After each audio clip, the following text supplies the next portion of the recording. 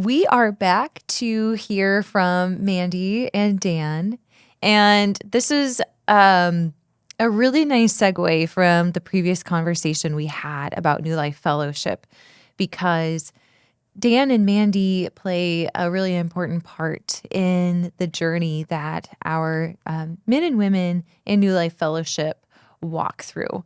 And our previous group, you might have met Myron and Kathy, Kim, and Stephen. They talked a bit about mentorship and why that is so important to our New Life Fellowship program, which, as we heard, is a discipleship program. So if you haven't seen that interview, you have no idea what I'm talking about, you'll just have to rewind a little bit and watch that. All of these conversations from today's event, Life Change Happens Here, are recorded, and we will release them at a later date.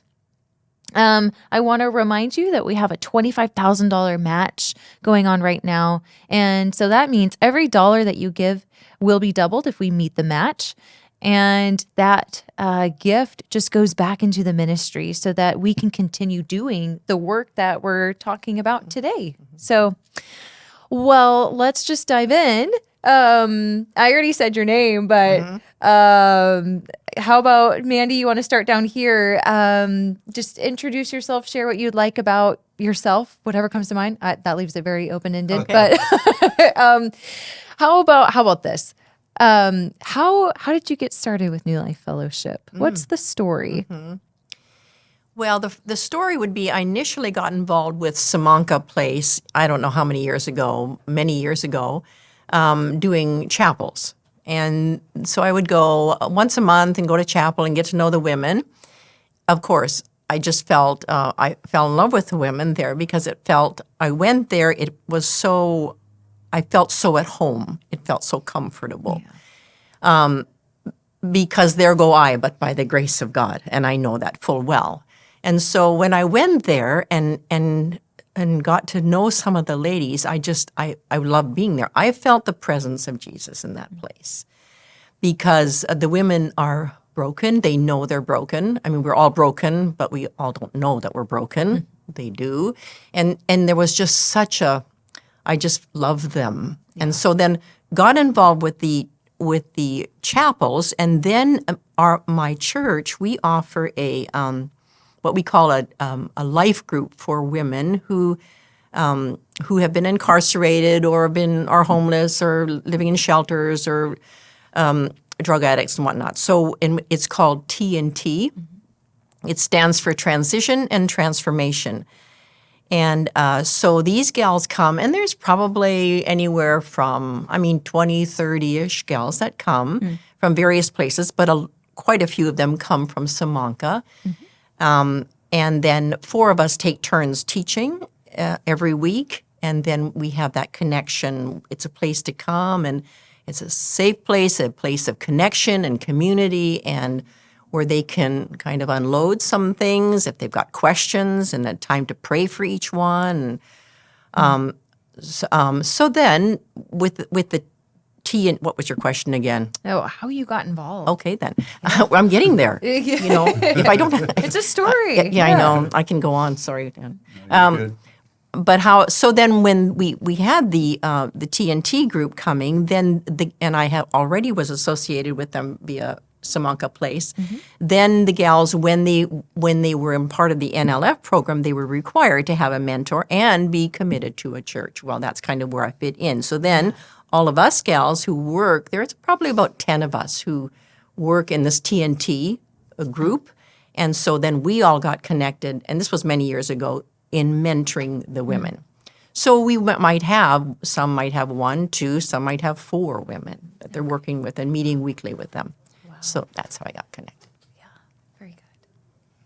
Well, I moved to this city about 30-some years ago. I've been a high school coach in sports for many high schools for about 40-plus years, so I was used to working with kids and coaching and mentoring and working with all kinds of different people in business and community, and started going to church at Salem Heights and met Pastor Matt, and he asked me if I would be interested in mentoring men at the UGM. which made me very nervous because I've never had to do that. And I think that's the experience from the beginning. You're nervous at first, and then once you realize you start doing it, you're like, wow, there's a huge need, and the rewards. I know that's into your next question, but started mentoring in 2017, and I love it, and I realize that we can make a difference, but it helps us as individuals too, especially in your walk with Christ. You're always talking about your walk with Christ to your mentee. It makes you make sure that what you're talking about is the truth, right? And right out of the Bible, and actually made me a stronger Christian, actually, and the results from it. So, but when you look past the surface and see the inside of a person, that there's so much quality in there, and you don't know the talent. And that's the piece that I use when I coach high school kids and middle school kids, is that they have ability inside them. How do we draw that out? And that's the same with mentoring men at the UGM. And they all have skills. How do we find that, and how do we reach into them to find that? And I think that's the rewards, is to see that transformation. I know they talked about that in the previous interviews, was about the transformation. I think that's the exciting part, is seeing them go from dark to light. And, that's why I'm here. Yeah. So if one were to ask, okay, mentorship, I think I kind of know what that means. How would you explain mentorship? And specifically, how do you approach it? Yeah. Like, it's discipleship is what it is, and that's I love discipling women. And so it's doing life with them and encouraging them in the Lord. And that looks very different for each one, but that's kind of how I do it. We meet weekly with them for like at least an hour or so. And then with my gals, we do it varies depending. It's kind of tailor-made for each woman, depending where she's at, what she wants. Some we'll do a Bible study, maybe a book study, soul care. We always have, praying through things, their own challenges that they're going through right now, talking about that, praying about that. So it's just different. But it's encouraging them, asking them, how are your walk with the Lord? What does your quiet time look like? Are you reading the Bible? Are you praying? What does that look like? Where are you reading? Or encouraging them along that path, what they might do this week. Like, presently, I'm working with one of my gals just because she just memorizing, just getting some key verses and having them at the ready when you need them. And I mean, that helps me a lot. Yeah. So it's encouraging them in the faith. Yeah. I they talked about, hey, just take them out to coffee or just hang out with them, and realize that both of my mentees wanted me to walk with them. So we'd walk the city of Salem for an hour and just talk about everything. And I guess I looked at it as discipleship, but planting the seed. A lot of them have been dropped off here from prison, or just came off the street and don't know who God is. And I have the one story I have was that I walked with a gentleman for six months, and I kept saying to my wife, I said, he's not changing. Why isn't he changing? He says that it's God's timing, not yours, Dan. Yeah. And again, it is the timing of God working, but you continue to plant that seed and to try to get it to grow. And I think coming along and have someone that they trust, that's just not going to judge them. They're just going to listen to them, give them a few nuggets to take back when they go back into the building and to work on. And then the next week follow up on, coming back and say, how'd that work out for you? And of course, most of the time it says, yeah, how'd you know? Well, experience in life and stuff like that. And I said, we all have struggles. It's how we deal with those struggles. Are we going to try to change? Are we going to try to make a better situation? And a lot of them, accountability is a hard thing. And teaching, why do we have accountability? And be dependable. So and that's one thing that always came back to me from them, was that you're dependable. You showed up every week. That's what they want. They want somebody that's going to be there for them, because they probably never had that before. And now all of a sudden you're there for them, to listen to them for an hour and just share, and not judging and not trying to tell them what to do or try to fix them. Yeah. You know, it's more of a listening, but also planting those seeds. And I think that was the biggest thing with this gentleman was at 6 months, he gave his life to Christ, and our conversations for the next 12 months changed and watched him grow. But, you know, again, I gave him my cell phone so they could call me at any time. Yeah.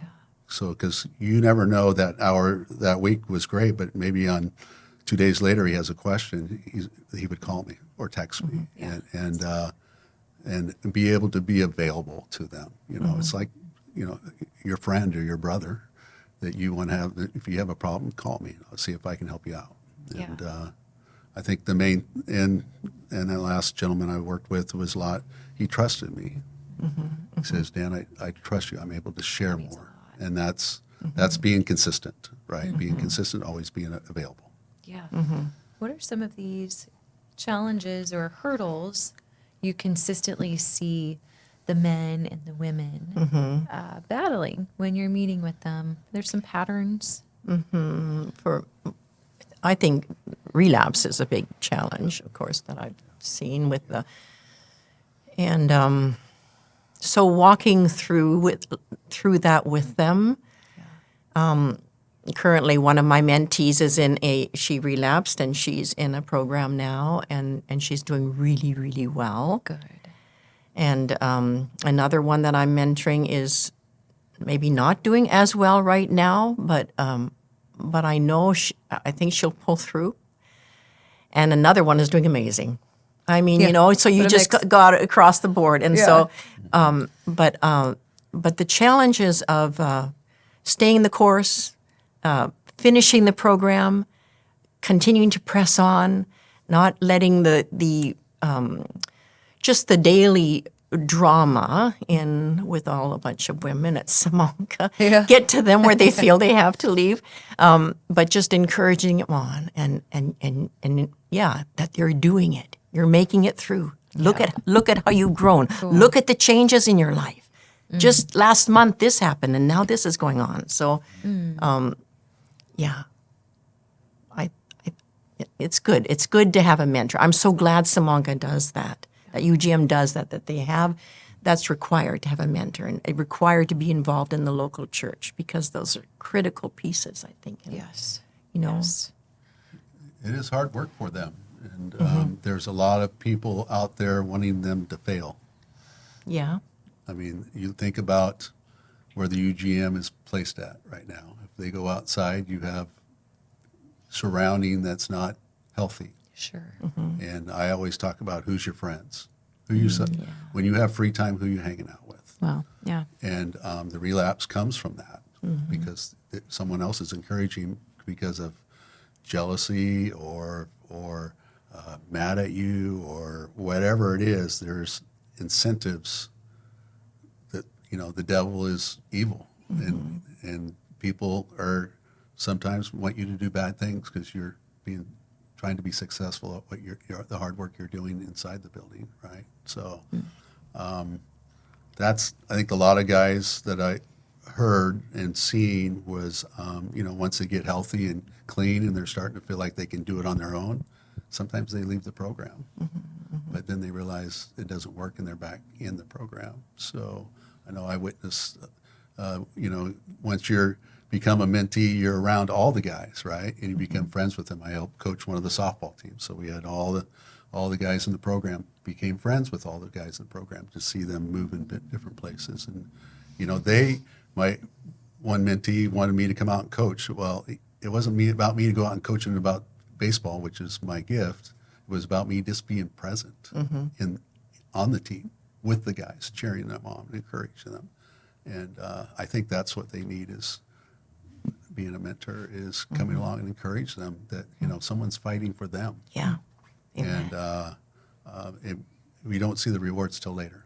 It's just like our kids, raising our kids, we don't see the rewards till later. It's the same thing here. We're not going to see the rewards till later on, but we need to invest time. And to me, it's very rewarding as a human being in this. It's a little emotional too Yeah. Yeah. because Can only of the imagine. results. Sure. And that's, to me, that's why you need to invest in this program financially. That's a good thought. Yeah. Anything you want to add to that train of thought, Mandy? Well, yeah, it changes us, doesn't it? Yes. It completely changes us because we, s- I think my tendency is often to try to fix somebody. Well, it's not my, I'm not supposed to do that. That's not, God has to change the heart. I can't change someone's heart. But I can come alongside, and I have my own brokenness, my own history that and I know full well that's where I would be, but by the grace of God. And so then coming alongside and saying, yes, you're on the right track. It's one step at a time, one foot in front of the other. And then don't beat yourself up. Then when you fall by the wayside, then you come back and you do this, and you can do this, and we're with you. And then staying with our mentee like for years. I mean, some of the gals that are a part of the TNT program, they've been with their gals for over 10 years. So it's not just like a one and done kind of, or Yeah. a program and then 6 months afterwards, but it's a friendship that we've built that and it changes us. Yeah.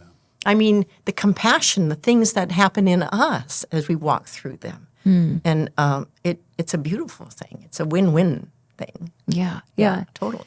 Does anything come to mind if you think about what you've learned about the Lord since starting as a mentor? Well, I always tell people I'm a fairly new Christian. I became a Christian at 37.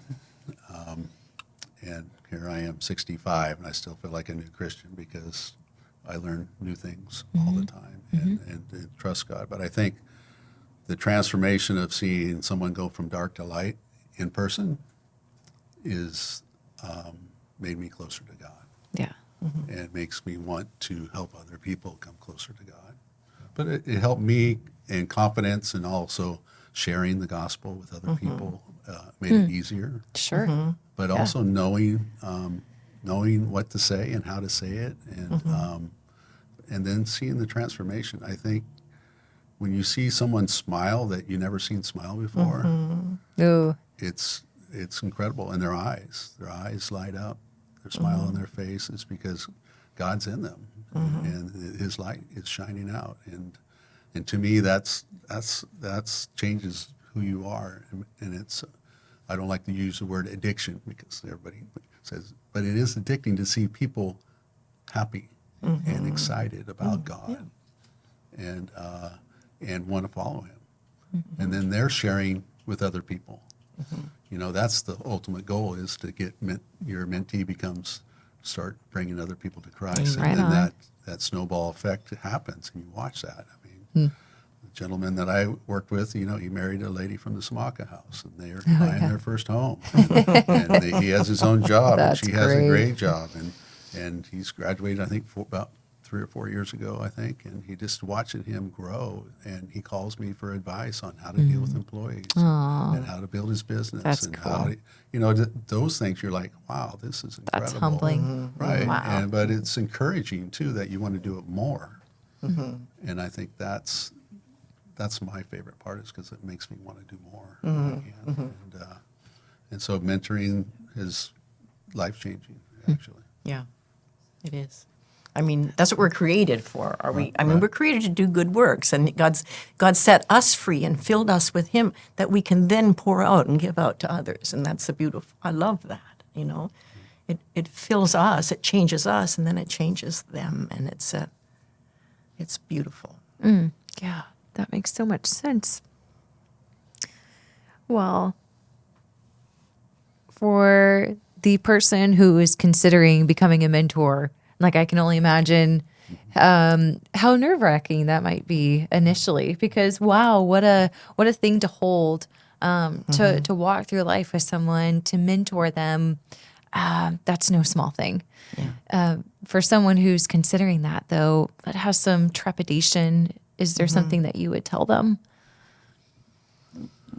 I would say you always have to look past the surface, and you have to look at the heart. This is someone that wants to get better, because they're there, they're with you, you're walking with them. So I would encourage. It's like your own children. you got to know where they're coming from and where they're and what their background is before you say something, or what happened outside before they walked in the door. What are Sure. those things, to know that? And that's, being a mentor it's helped me, because the initial one was, I was scared. But once I started doing it, I realized that there's a human being inside there that wants to come out and shine, right? How do I get that to shine? How do I communicate with them? And how do I talk to them? How do I encourage them to pull that out? And it's God working in them, and me planting a seed and hope, and just re-encouraging, the program through the UGM. I mean, it's biblical, right? We're trying to build disciples. They're working on them outside, and I'm trying to work on them out. So they're getting it from all different areas, but being a witness to, my lifestyle needs to reflect God too. So, and I think that's a combination of all that. Yeah. But the rewards are a blessing, and I think about, I'm going to retire in a year or so, and All right. God doesn't want me to stop. He wants me to go out and mentor more people, and so this would give me an opportunity to do more. So I think it's taking that leap of faith, right? Yeah. A leap of faith. Yeah, it is. And and I think facing our fears, thinking, okay, I'm fearful, but I can be honest about that. I can be humble and say, yeah, this is new to me, and I don't, but I want to journey with you because I'm broken and you're broken. I'm just a little further down the path than you maybe, and I want to walk with you, and then just doing life with that person, Right. in a way that, it's a place of comfort. So I guess there is a nervousness initially, but then when we're being real and open with somebody, then they can be real, and we can't take them further than where we've been with the Lord. We want to, walk with them as they journey. But and the love that God fills our hearts with for them is a beautiful thing. And truly, I mean, you just love them, right? Like when I go to Samanka and I just hug them. They're so precious. And so many of them have such difficult journeys. And yet they've come to a place, a haven where they're safe. And it's beautiful. Yeah. Thank you for sharing that. Is there any other story that comes to mind? Of course, you don't have to share names, but any other stories of encouragement, victories you had with someone, wins, whatever comes to mind with your mentees? Go ahead. Well, just the other day, I asked one of my mentees if, what had the NLF program done for her? How had it helped her? And she's not great at explaining things. She talks slowly and whatnot, but she went on and on and on. She says, I came to know Jesus through this program. I never knew him before. I'm never going to be alone again, she said. I know he's always with me. I mean, she has this genuine faith that she never had before. And the thing she's learned, she says, I have a desire to, even reading is difficult for her, but I have a desire to know what's in the Bible and to pray. How do I pray? Beautiful questions but growing and desiring to grow. And then even she talked about, I've learned to get along with people because you're living with so many other women, and some are quite difficult. And she says, I've learned to be more of a peacemaker, and bring unity. And I've learned to work with them. And she said, and I've got some deep, probably lifelong friends that have come through the program. That's great. So she's been in it maybe a year, but her life has been transformed. Oh my goodness, so much. Yeah, so in much. 1 year. Yeah. Yeah. One gentleman, his mom was in the hospital, and she didn't believe in God, and he was didn't know what to do. And I said, why don't you just go in and pray for her? Well, she doesn't want me to pray out loud. And I said, well, pray in silent. Yeah. And we kind of went back and forth, and then he called me a week later and said, you know what, I was ready to walk out the door and pray for her outside, and she says, can you pray about that God inside? So, those type of things, encouraging them on situations, and that's part of that mentorship of, asking, how can I handle this situation better? And him walking through that and experiencing that, he did it more. And so I think it's reflecting, because we have to say that we struggle in our daily lives too, and they have to, and I share that when I mentor too, is that these are the struggles I deal with, so they know that I'm human. I'm not supernatural. I make lots of mistakes, and we all make mistakes. It's what we do with that mistake, right? Yeah. And how we change, and we have a choice to follow Christ or not. And I think both of the last two mentees when they followed Christ, good things happen for them and open their eyes. I said, you have a short, when you come in, when you're in darkness, you have a tight lens. And as you trust in God, that lens opens up to see more things. I like that. And when you see more things, there's more opportunities, right? And I think also I encourage them a lot of helping other people. And I know the one gentleman that was in Albany, he was the manager, and he hired a couple of people from the UGM to come down and work with him. So he was starting to mentor them on work ethic and different things like that. But again, it's encouraging to see success, and it's good to see God working in their lives and changing them. But it's a lifelong journey. It's not a 18-month journey. It's not a 2-year journey. It's a lifelong. And then that's where you have to surround yourself with the right people. And I tell them, when I became a Christian at 37, all my friends changed. Sure. Yeah. And to this day, I can say that the majority of my friends have changed because I became a Christ-like, and I want to be around Christian people. Yeah. And I have to be in Bible studies on every other day. Yeah. But whatever it takes, get your mind focused on God. And I share that with them. And I said, that's what you're doing at the UGM. You're happen to be focused on God every day. And it's till you kind of let him in, it's going to change your life. Yeah. One of my gals, and another one who she had probably grade 8 is my guess, and doesn't read very well, but she has such a love for the Lord, and she went through the NLF program, and then and is living now in an apartment, and she's invited all her neighbors to come and do Bible study with her. So they have this weekly, and she is the one facilitating it. Oh, that's and so this cool. is not her comfort zone at all. Wow. And yet everybody loves her. And so, it's a beautiful thing, when you see them grow like that. Oh, well, thank you for sharing the stories and your heart and taking the time to sit yourself in front of a microphone, because not everyone loves doing that.